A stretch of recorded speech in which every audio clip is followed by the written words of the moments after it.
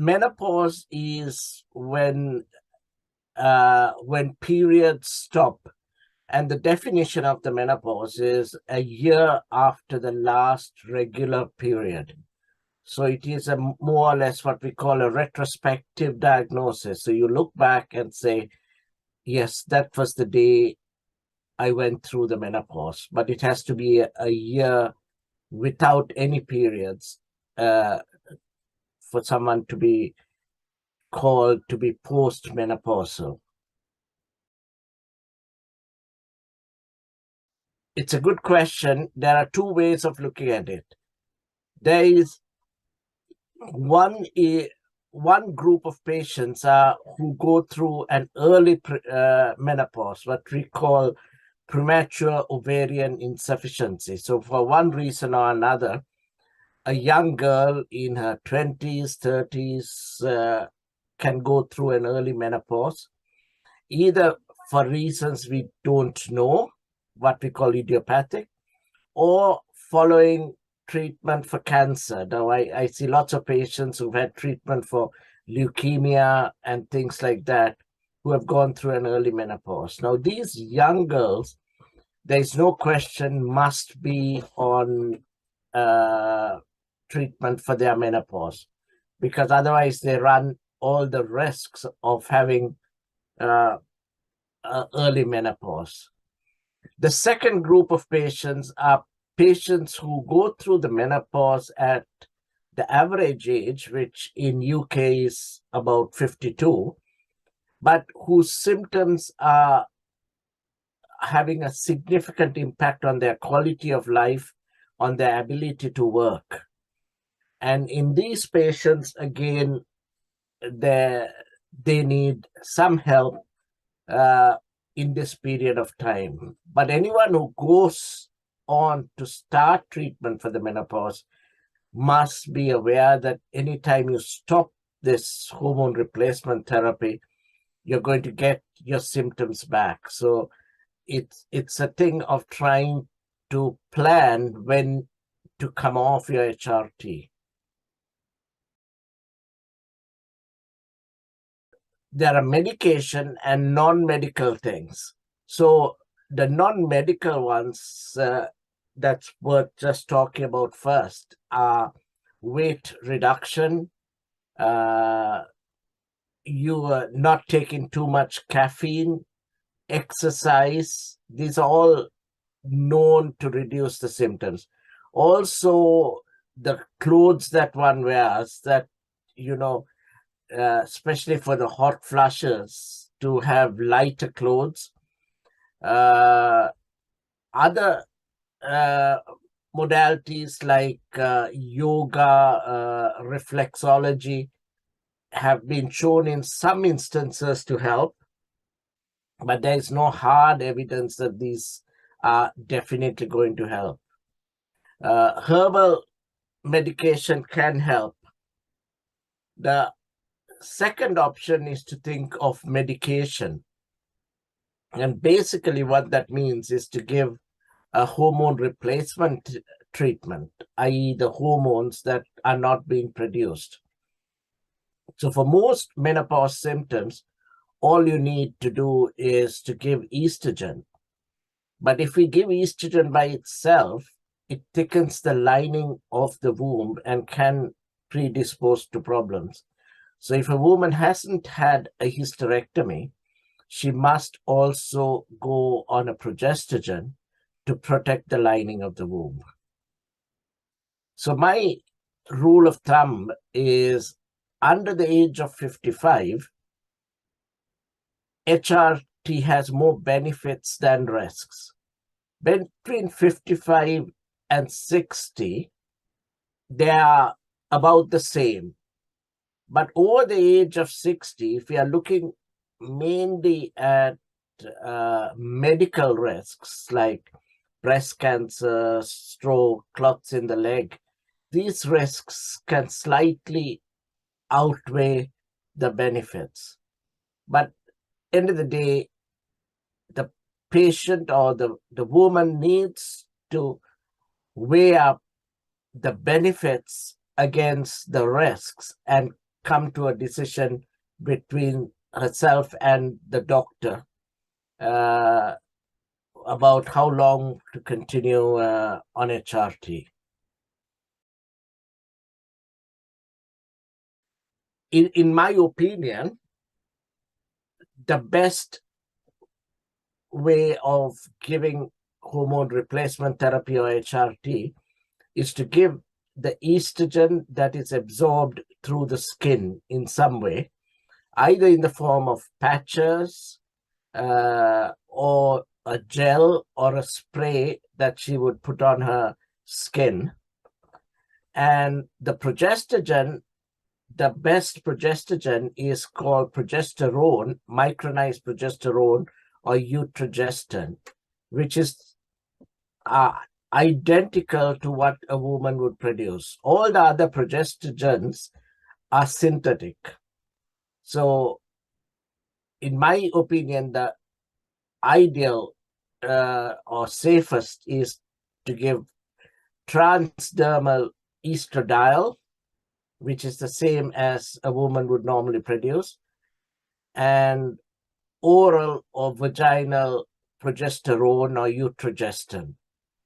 But there are various types of HRT, and depending on the convenience, women could use tablets, patches, gels, whatever. But I just gave you what my preferred option or recommendation would be. So I don't think there is any medication you can take without any risks. Unfortunately, the risks with hormone replacement therapy or HRT has been exaggerated to a certain extent. Yes, we know that women on HRT who are on both estrogen and progestogen, after their early mid-50s, they run a slightly higher risk of breast cancer. So if a woman is on HRT for over 5 years from her after mid-50s, then there would be initially 2 extra cases of breast cancer in every 1,000 women. And if she's on it for 10, maybe 6 extra cases. So it's not a big rise, but a small rise. But if she's on estrogen alone, the current evidence doesn't show that there is a significantly higher risk of breast cancer. In the same instance, clots in the leg or lung, what we call DVT or pulmonary embolus, is a risk with HRT. The risk is very small. It's highest at starting of HRT, and it's also shown that taking HRT through the skin doesn't increase this risk. These are the 2 main risks off the top of my head that I could think of, but there are many benefits of HRT. So HRT protects bones. So that's why I was telling you, in a young girl who stops having periods, it's very important that she should be on HRT because it prevents osteoporosis. There is evidence to show that women who are on HRT have a lower incidence of bowel cancer. There is debate whether it reduces the incidence of dementia, although it's not as strong the evidence yet, but there is some evidence emerging on that protective effect. And also there is some evidence that in the early stages, not later on, but in the perimenopause, round about the menopause, being on HRT may reduce the incidence of heart disease, because we know young women who go through a menopause runs a higher risk of heart disease.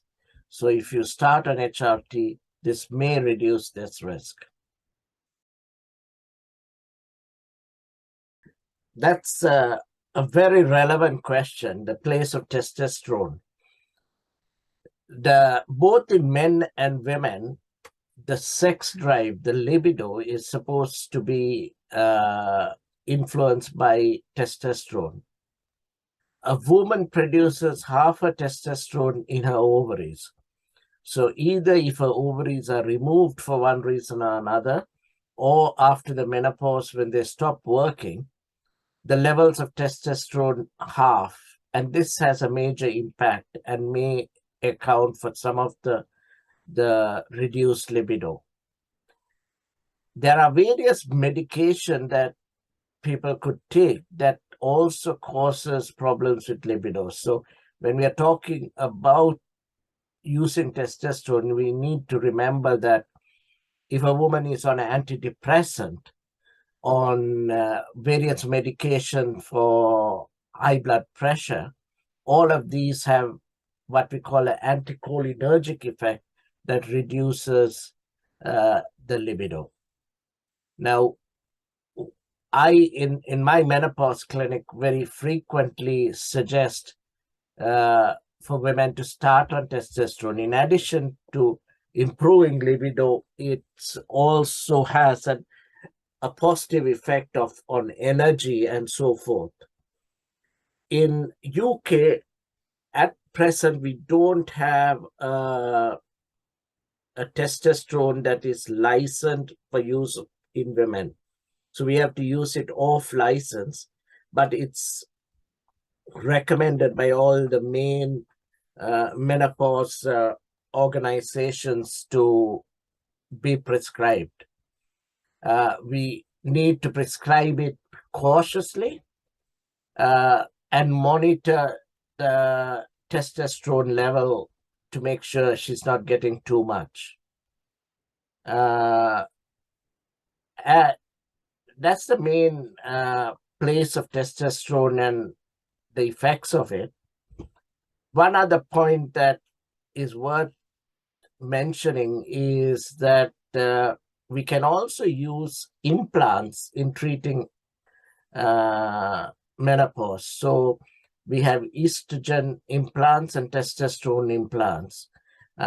This is where we could put in a small pellet underneath the skin. So a local anesthetic, a tiny cut on the skin, and a pellet inserted under the skin, and a paper stitch put to the incision for a few days. A very effective way of managing the menopause, but we give a higher dose of these hormones, and sometimes women can be tolerant. So it's not a first line treatment in my case. It's when I find it difficult to manage someone's symptoms that I would resort to going down the line of implants.